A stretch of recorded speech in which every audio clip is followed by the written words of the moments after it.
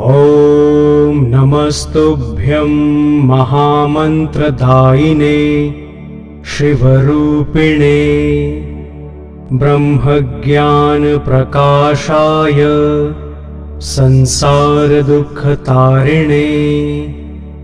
अतिसौम्याय दिव्याय वीराय ज्ञानहारिणे नमस्ते कुलनाथाय कुलकौलिन्यदायिने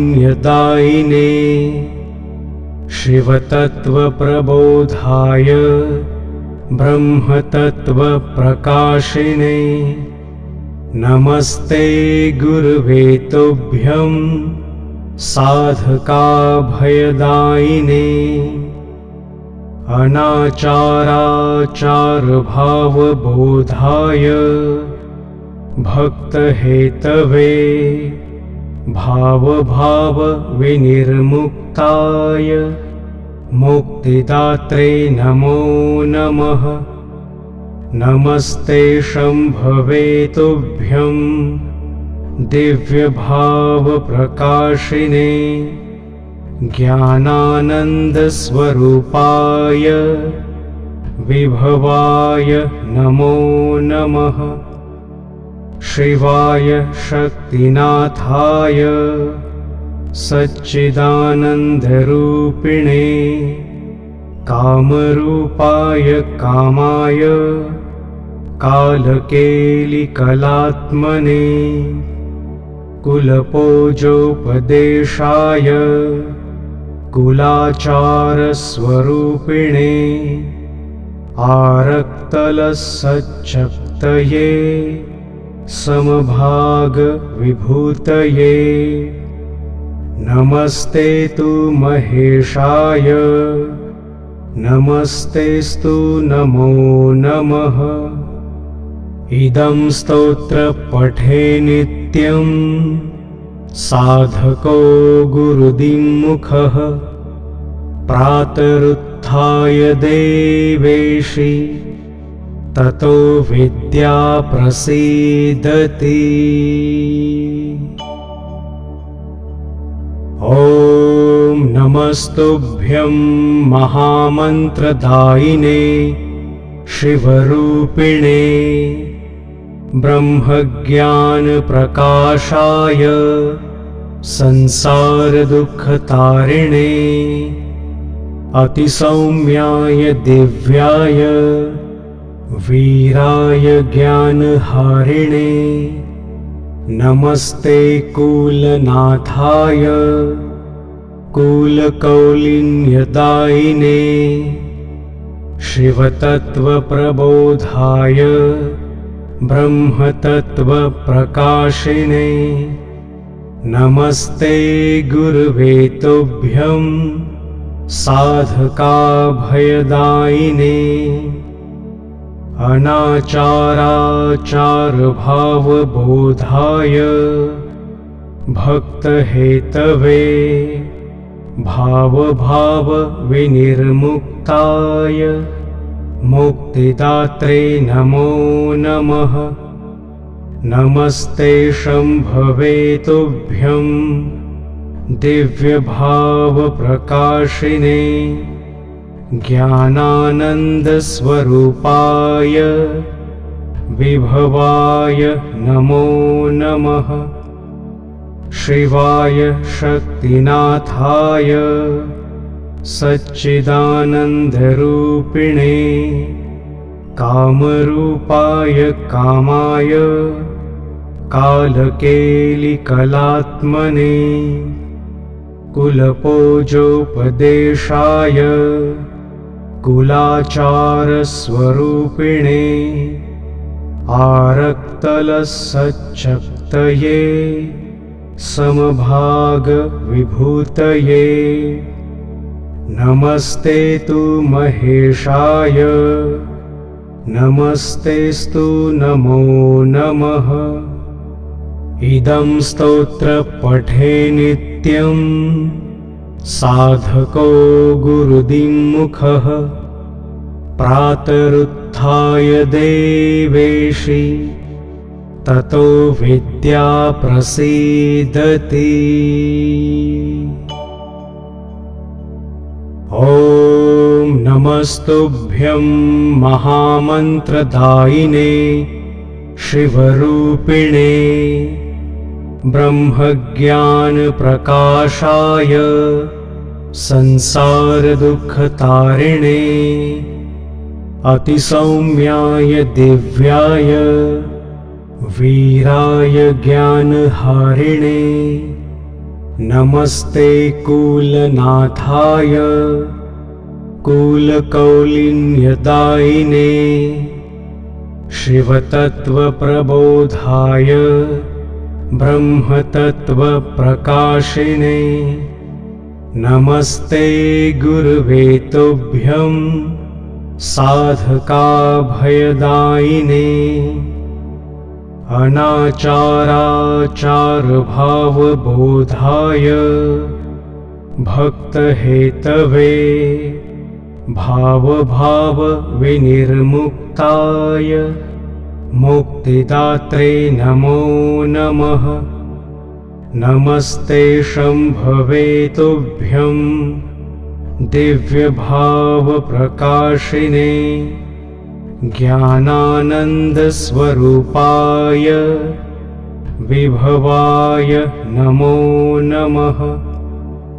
शिवाय शक्तिनाथाय सच्चिदानन्दरूपिणे कामरूपाय कामाय कालकेलिकलात्मने कुलपोजोपदेशाय कुलाचारस्वरूपिणे आरक्तलसच्चक्तये समभागविभूतये नमस्ते तु महेशाय नमस्तेस्तु नमो नमः। इदं स्तोत्र पठे नित्यं साधको गुरुदिङ्मुखः प्रातरुत्थाय देवेशि ततो विद्या प्रसीदति। ॐ नमस्तुभ्यं महामन्त्रदायिने शिवरूपिणे ब्रह्मज्ञानप्रकाशाय संसारदुःखतारिणे अतिसौम्याय दिव्याय वीराय ज्ञानहारिणे नमस्ते कुलनाथाय कुलकौलिन्यदायिने शिवतत्त्वप्रबोधाय ब्रह्मतत्त्वप्रकाशिने नमस्ते गुरुवे तुभ्यं साधकाभयदायिने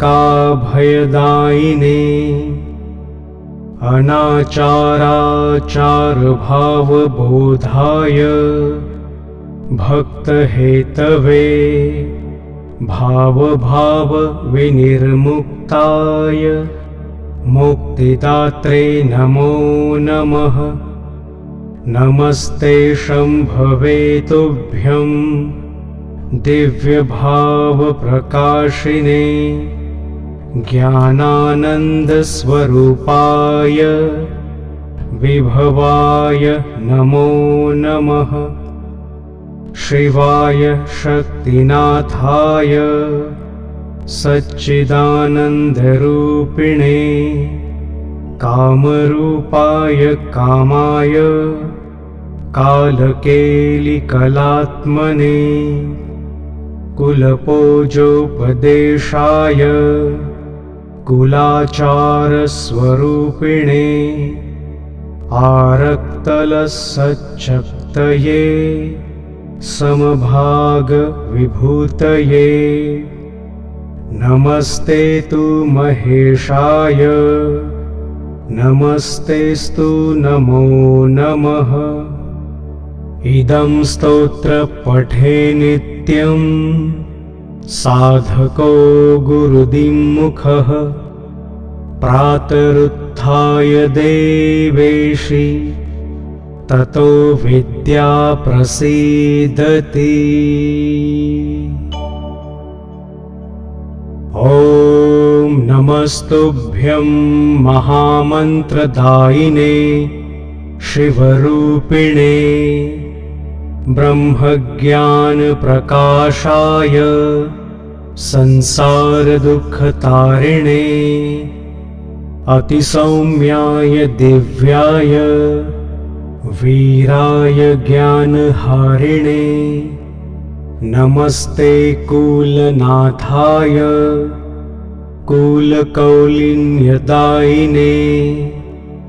शिवतत्त्वप्रबोधाय ब्रह्मतत्त्वप्रकाशिने नमस्ते गुरुवे तुभ्यं साधकाभयदायिने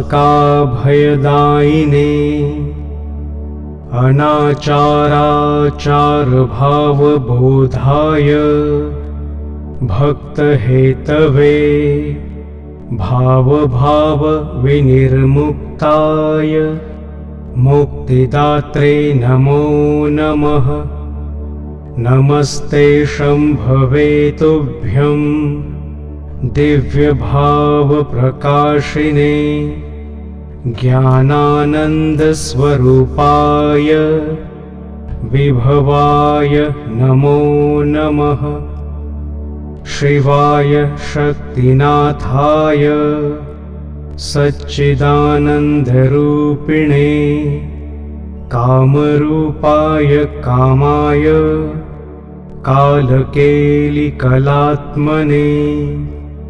कुलपोजोपदेशाय कुलाचारस्वरूपिणे आरक्तलसच्चक्तये समभागविभूतये नमस्ते तु महेशाय नमस्तेस्तु नमो नमः। इदं स्तोत्र पठे नित्यं साधको गुरुदिमुखः प्रातरुत्थाय देवेशि ततो विद्या प्रसीदति।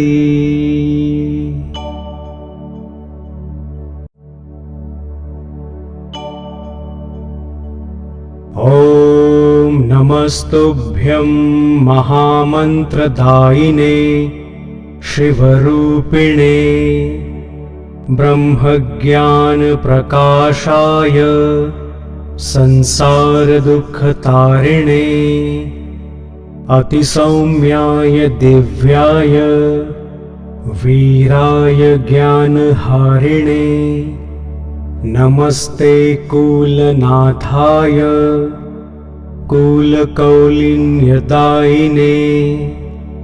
शिवतत्त्वप्रबोधाय ब्रह्मतत्त्वप्रकाशिने नमस्ते गुरुवे तुभ्यं साधकाभयदायिने अनाचाराचारभावबोधाय भक्तहेतवे भावभावविनिर्मुक्ताय मुक्तिदात्रे नमो नमः। नमस्ते शम्भवे तुभ्यं दिव्यभावप्रकाशिने